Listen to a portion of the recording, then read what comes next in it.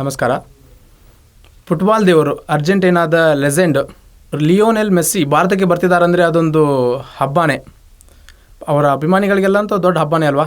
ಆದರೆ ಹಬ್ಬ ಆಗೋ ಬದಲಾಗಿ ಅಲ್ಲಿ ರಣರಂಗದ ವಾತಾವರಣ ಒಂದು ನಿರ್ಮಾಣ ಆಗುತ್ತೆ. ಈ ಒಂದು ರಣರಂಗದ ವಾತಾವರಣ ನಿರ್ಮಾಣ ಆಗಿದ್ದೇಕೆ, ಅಲ್ಲಿ ಆದಂಥದ್ದಾದರೂ ಏನು, 10 ನಿಮಿಷಕ್ಕೆ ಮೆಸ್ಸಿ ಕಾರ್ಯಕ್ರಮ ಮುಗಿದು ಬಿಡುತ್ತಾ, 10 ಲಕ್ಷ ಕೊಟ್ಟರೂ ಮೆಸ್ಸಿ ಜೊತೆ ಒಂದು ಸೆಲ್ಫಿ ತಗೊಳ್ಳೋಕ್ಕಾಗಲಿಲ್ವಾ, ಅಲ್ಲಿ ಆಗಿದ್ದಾದರೂ ಏನು, ನಡೆದಿದ್ದಾದರೂ ಏನು, ಇವತ್ತು ಕಲ್ಕತ್ತಾದಲ್ಲಿ ಏನಾಯಿತು, ಈ ಎಲ್ಲ ಮಾಹಿತಿಯನ್ನು ನೋಡೋಣ ಬನ್ನಿ. ಗೋಟ್ ಟೂರ್ನ ಭಾಗವಾಗಿ ಮೆಸ್ಸಿ ಭಾರತಕ್ಕೆ ಬಂದಿದ್ದರು.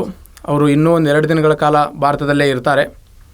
ಈ ಒಂದು ಸಂದರ್ಭದಲ್ಲಿ ಆ ಒಂದು ಕಲ್ಕತ್ತಾದ ಸ್ಟೇಡಿಯಂಗೆ ಭೇಟಿ ನೀಡಿದಾಗ ಅಭಿಮಾನಿಗಳು ಅವ್ರನ್ನ ನೋಡಬೇಕಂತೇಳಿ 5,000ದಿಂದ 25,000ವರೆಗೂ ಒಂದೇ ಒಂದು ಟಿಕೆಟಿಗೆ, ಇದು ಒಂದು ಟಿಕೆಟ್ಗೆ 5,000ದಿಂದ 25,000 ರೂಪಾಯಿವರೆಗೂ ದುಡ್ಡನ್ನು ಖರ್ಚು ಮಾಡಿಕೊಂಡು ಟಿಕೆಟನ್ನು ತೆಗೆದುಕೊಂಡು ಬಂದಿದ್ದರು.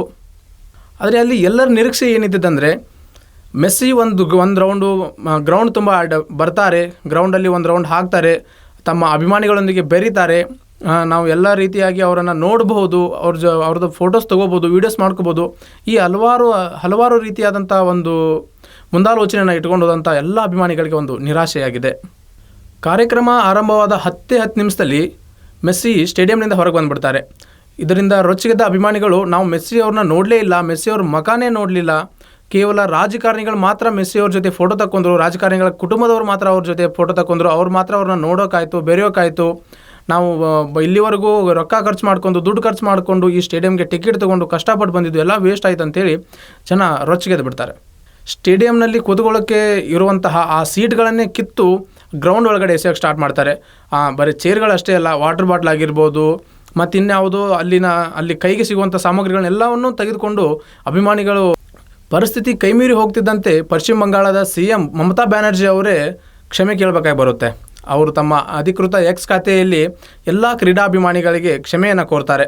ಎಲ್ಲರಿಗೂ ಕ್ಷಮೆ ಕೋರ್ತಾ ಇದ್ದೀನಿ, ತಪ್ಪಾಯಿತು, ಮತ್ತು ಇದ್ರ ಬಗ್ಗೆ ನಾನು ತನಿಖೆ ನಡೆಸೋದಕ್ಕಂತೇಳಿ ಒಂದು ತಂಡವನ್ನು ಕೂಡ ರಚಿಸ್ತೀನಿ ಅಂತೇಳಿ ಅವರು ತಮ್ಮ ಅಧಿಕೃತ X ಖಾತೆಯಲ್ಲಿ ಹೇಳ್ಕೊಳ್ತಾರೆ. ಇವತ್ತು ಒಂದು ಕಲ್ಕತ್ತಾದಲ್ಲಿ ನಡೆದಂಥ ಘಟನೆ, ಒಂದು ಗಲಾಟೆ.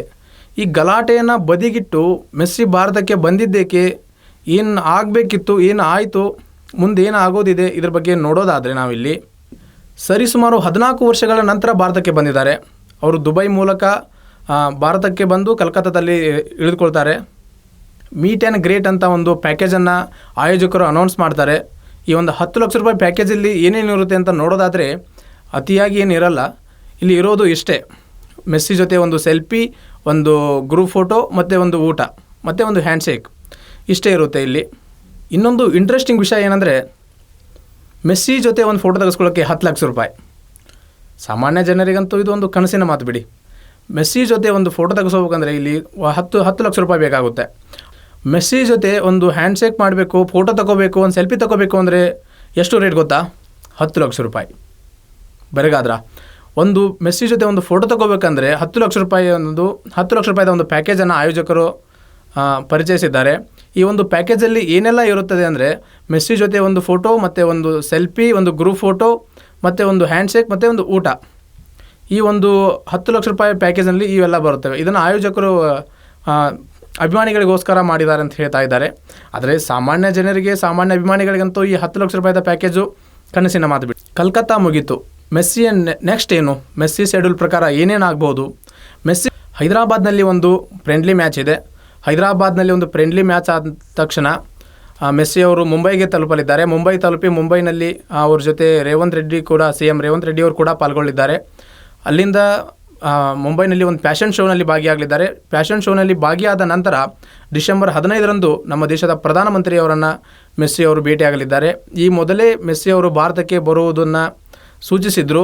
ಆ ಒಂದು ಪ್ರಧಾನಿ ಮೋದಿಯವರ ಹುಟ್ಟಿದ ಹಬ್ಬದಂದು ಅವ್ರದ್ದೇ ಆದಂಥ ಒಂದು ಟಿ-ಶರ್ಟ್ ಮೇಲೆ, ಜೆರ್ಸಿ ಮೇಲೆ, ಅವರು ತಮ್ಮ ಒಂದು ಮುಖ್ಯ ಪಂದ್ಯದಲ್ಲಿ ಹಾಕ್ಕೊಂಡಂತಹ ಒಂದು ಜೆರ್ಸಿ ಮೇಲೆ ತಮ್ಮ ಹಸ್ತಾಕ್ಷರಗಳನ್ನು ಸಿಗ್ನೇಚರ್ ಮಾಡಿ ಮೋದಿಯವರಿಗೆ ಕಳಿಸಿ, ಫುಟ್ಬಾಲ್ ಮಾಂತ್ರಿಕನನ್ನು ನೋಡೋಕೆ ಹೋದಂಥ ಎಲ್ಲ ಅಭಿಮಾನಿಗಳಿಗೆ ಆದದ್ದು ನಿರಾಸೆ, ದುಃಖ. ಎಷ್ಟೆಲ್ಲ ದುಡ್ಡು ಕೊಟ್ಟು ಖರ್ಚು ಮಾಡ್ಕೊಂಡು ಹೋದರೂ ನಮಗೆ ಬೇಕಾದಂಥ ನಮ್ಮ ಇಷ್ಟದ ಫುಟ್ಬಾಲ್ ದೇವರನ್ನು ನೋಡೋಕ್ಕಾಗಲಿಲ್ಲಲ್ಲ ಅನ್ನೋ ಒಂದು ನಿರಾಶೆ ಅಭಿಮಾನಿಗಳಲ್ಲಿ ಮೂಡಿದೆ.